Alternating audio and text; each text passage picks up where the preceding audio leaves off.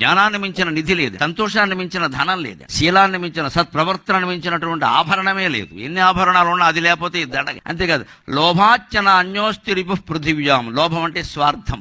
నాకు కావాలి అంటే తప్పు లేదు, నాకే కావాలి అంటే అది ఘోరం, నేరం. నీకే అంటే ఎలాగా? ఎంతో మంది ప్రయత్నిస్తారు. నాకు కావాలి, ఈ ఉద్యోగం నాకు కావాలి, కుదరదు, తప్పు, ప్రయత్నించు. నాకే కావాలి అనగానే లంచాలు మొదలు, పక్కదారులు మొదలు. నాకు కావాలి అంటే ప్రయత్నం చేస్తూ వస్తే వస్తుంది, లేకపోతే లేదు, ఇంకోటి వస్తుంది.